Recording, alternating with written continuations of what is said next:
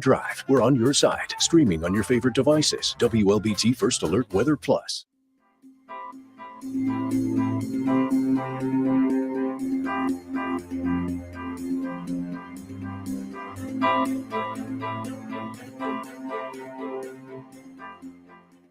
WLBT's First Alert Weather Team is committed to your safety with 6 hours of continuous team coverage. This is a relentless storm, Dave. We're fortunate we all made it out alive. And our network of sky cams across the state alerting you to danger, bringing you live footage of tornadoes as they touch down in Wathau County. Look at this, Chase. Guys, look at that. This is ground zero almost. I mean, this is really hard to stomach, like I said. We take our commitment to being on your side seriously, and together we're Mississippi Strong.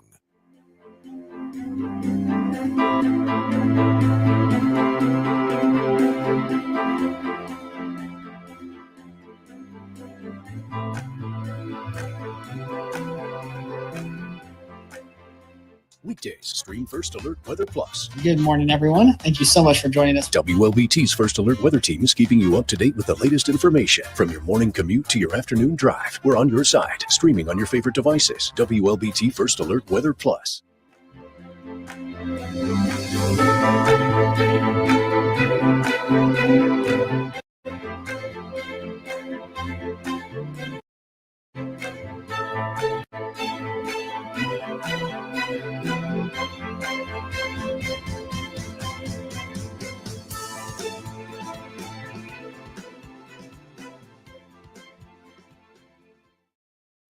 All righty. Good morning, everyone. Thank you so much for joining me here on WLBT Plus First Alert Weather Edition.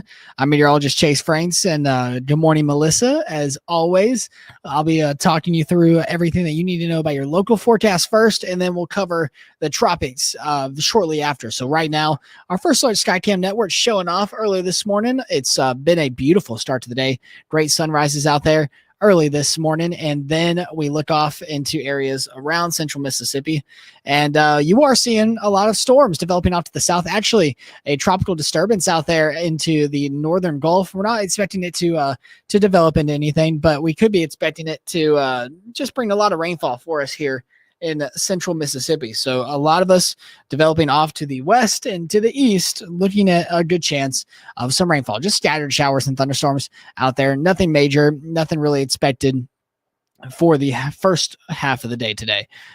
For your day, we are tracking a good chance of actually seeing isolated scattered showers and thunderstorms this afternoon. So let's take a look at the next 72 hours here. So, for the day today, just again, starting out dry. There is going to be a chance for more scattered showers, especially into the afternoon. That could be impactful into your evening commute times. So something to be aware of. But look at that, 6 p.m. Some of these storms can be fairly strong as well. So some small hail and gusty winds can't be ruled out with some of these isolated pop-up storms. And then we'll do it all over again into Wednesday and do it all over again into Thursday. So here at home, just hot, muggy with a chance of rainfall every single day for the foreseeable future.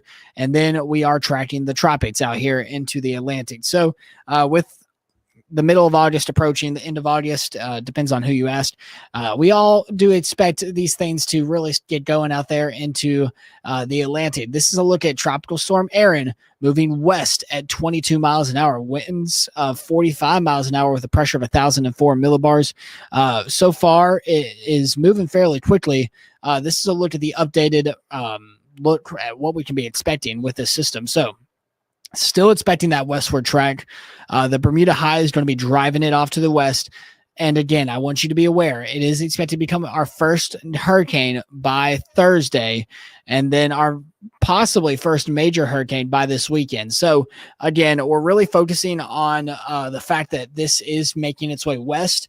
However, that Bermuda High might be breaking. So the good thing about that is, and we'll talk about that here with the spaghetti models, you can see it track west, and then it kind of just takes a northern track. But you can see by Friday, it's looking like it's going to be heading right towards the Gulf and Florida, and then whoop, heads off to the north. Why is that? So let's talk about that. So the Bermuda High is a let's see if we have any tropical graphics about the Bermuda High. I'll look at that, see if we got anything. Content. The Bermuda High basically is a high pressure system that develops over the Atlantic, and with it, it drives in a lot of the steering. It's really the steering for the tropics. And I'm sorry, I'm typing and doing all this.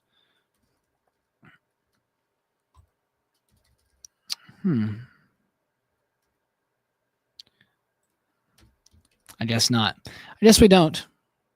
It's okay. But with that, we actually see a lot of driving factors in regards to the tropics. And really the biggest concern that we have is if the Bermuda High stays strong. Okay, basically, let me break it down for you. I've been rambling while I was trying to type.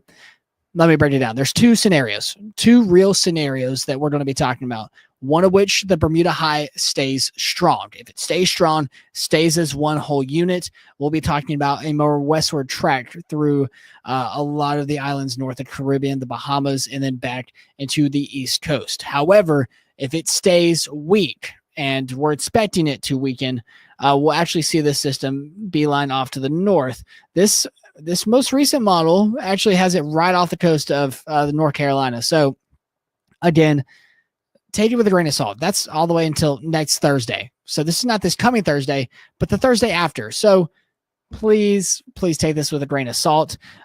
We can confidently say that we're expecting it to become a hurricane here by the end of the week. And we're going to take a look at the what the forecast models are showing here. So there we go. Here's a look at Tropical Storm Erin. Visible satellite. It looks very good. It has a clear center out there. The official forecast does have it becoming a major hurricane by the time it hits Sunday. Obviously, we're expecting this to become a hurricane. It's just a matter of what happens after Sunday. Does the Bermuda High stay strong? Does it stay weak?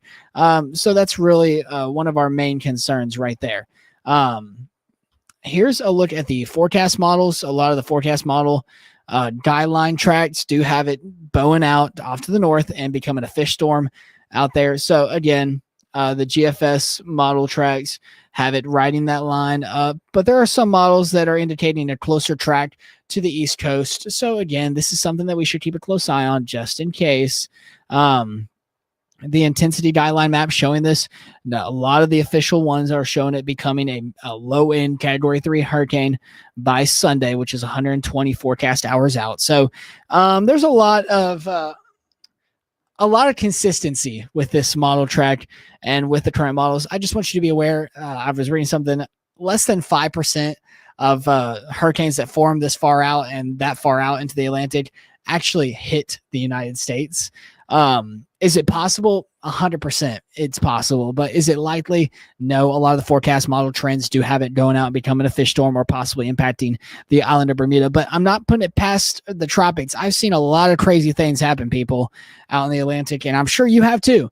That's why I'm preparing you for every single possibility. I don't want you to think, oh, well, he said it's going out into the middle of the ocean and then all of a sudden it hits somewhere on the East Coast, or the Bermuda High stays strong and it hits Florida and the Bahamas and everything. So again, we're going to be closely watching this, very closely monitoring this system, as it is expected to become a hurricane.